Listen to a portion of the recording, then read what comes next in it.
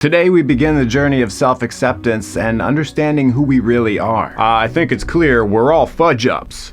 Well, in that case, there's nowhere to go but up, right? Well, there you go. But first things first, we gotta do everyone's favorite activity and go around the room and introduce ourselves. Ugh. I know, I'm sorry. I'll go first. My name is George, and fun fact about me is that in 2 years, I will be celebrating my 10th birthday. You're only 8 years old? My birthday is February 29th. Oh, leap day. A date which has only occurred 9 times in my lifetime. Oh. Leap day, I knew that. It always takes people a little time to figure that one out. Okay, let's go to you next. Oh, all right. Well, I am Marvin. Hey, Marv. Are we not saying hello? And my power is that I can sense whenever someone has the same power as me. Which is what? I just told you. Sorry, I think I missed something. You didn't actually. My power is that I'm able to sense other people who have the power to sense other people who have the power to sense other people who have the power, etc., etc. Oh. So you can detect, like, kindred spirits? No. Oh. But I bet you become instant friends! No, everyone with this power annoys the crap out of each other. That's too bad. So yeah, it's like I have this built-in group of people that I don't like and who don't like me for no real reason. Well, thank you for sharing. Next. Okay, I'm Patrick, and I wasn't born with superpowers, but when I was in high school, I was wandering around a science lab and I got bit by a radioactive puppy. A puppy? Shortly thereafter, I developed puppy powers. So what are puppy powers? Well, it's all explained in my song.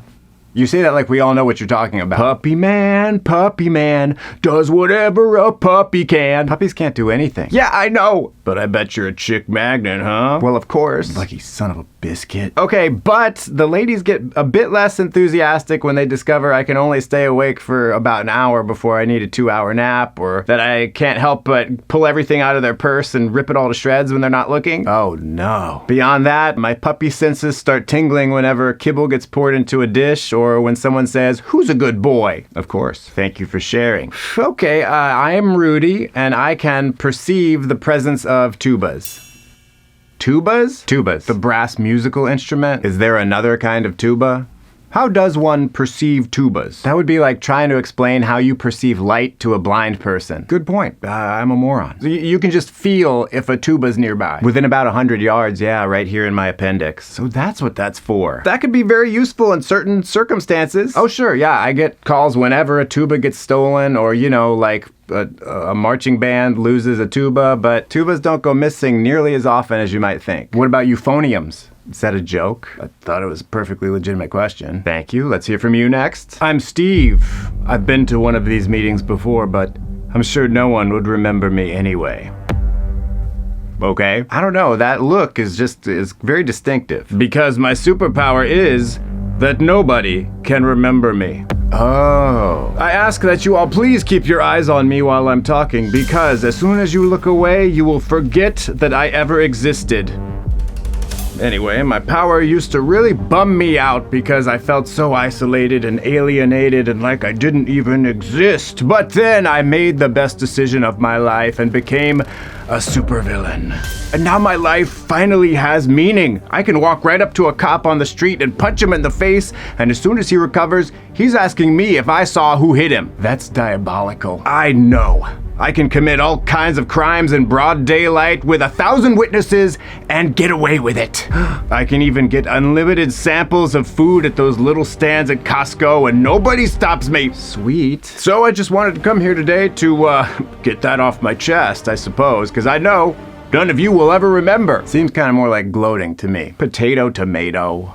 So I've looked away several times now in an attempt to forget you, and it's not working. Say what now? Yep, me too. Still remember you. Yeah.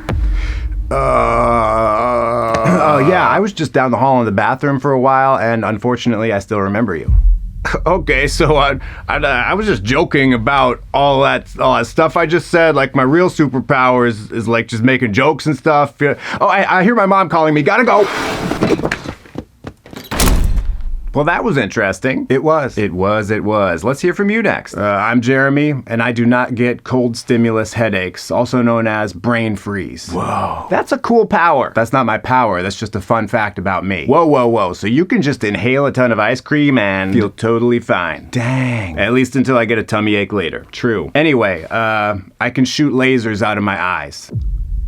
Are we talking destructive lasers, like from a blaster gun in Star Wars, or just like a laser pointer from Staples? Extremely destructive. Oh, well, I feel like I've said this for everyone so far, but that's not a bad power. It wouldn't be, except that I have such bad accuracy that I literally couldn't hit the side of a barn unless I had my nose pressed up right against it. And if I did that, then I'd end up burning my face off in the fiery blast. Well, thank you all for sharing. I think you can all see we're all dealing with similar issues. Well, what about you? What's your useless power? Inquiring minds want to know. Invulnerability? As in, you can't be physically harmed. Doesn't sound like a fudge up to me. Well, allow me to clarify. My powers simply allow me to resist the attacks an ordinary criminal might use, knives and guns and that sort of thing. Oh, so you're only bulletproof? I know, right? What a loser. Why are you leading the fudge up group? 15, 20 years ago, I never would have imagined myself here. Back then, I was making a name for myself as the Constable. That's literally the worst superhero name I've ever heard. By far. My mother came up with it. But it's really growing on me. And personally, I think it's very cool. My problem was I had no other superpowers like super strength or super speed, so while I couldn't be harmed, I also couldn't subdue criminals either. So I had to team up with another superhero, specifically Panini Man. His hands were giant pieces of stale rock-hard ciabatta, and he'd smash them together on his enemies, temporarily incapacitating them. No one died, don't worry. Ouch. We had a system. I'd go in first, wear out the criminals, cracking jokes and taunting them, dancing between the bullets as they unloaded their weapons at me, because when you know you can't get killed, you have no fear. Why dance around? Couldn't you have just stood there and let them shoot you in the face? Sure, I could have, but even if a bullet can't kill you, it still is a metal projectile going faster than the speed of sound. It doesn't feel too good. After I was done wearing out the criminals, Panini Man would come in and do his signature Panini press move. And then finally the cops would show up and take the criminals away. Wow, that's really cool, but I fail to see how this story is supposed to make me find you relatable. Well, one day we were leaving a bank after having squashed an armed robbery. As one does. As one does. Anyway, I tripped on an uneven part of the sidewalk and broke my fall with my hands. And when I got up, I saw something I'd never seen before. The palms of my hands were all scraped up and bloody. I looked up from my bloodied hands to Panini Man, and he said his catchphrase, "That's no good." His catchphrase was, "That's no good"? It was, and it still is. That's terrible. Yeah, my mother came up with it. Terribly catchy. Yeah. Anyway, I immediately went to see the famous Dr. Archibald Applebaum, the world's leading superhuman doctor. Oh, he's the guy who did Captain America's gallbladder surgery. Wow, really? I don't even know what a gallbladder is. Yeah, I had really good health insurance back then. Anyway, he ran me through a battery of tests and said, "You have a rare and irreversible condition called acute scintillasis, sudden loss of superpowers." Maybe that's what happened to our boy Steve, who thought we couldn't remember him. Who? I'm just kidding. How does something like that happen? There's no proven cause, though the risk factors are being male and excessive caffeine intake. And I was drinking like 2 liters of coffee a day.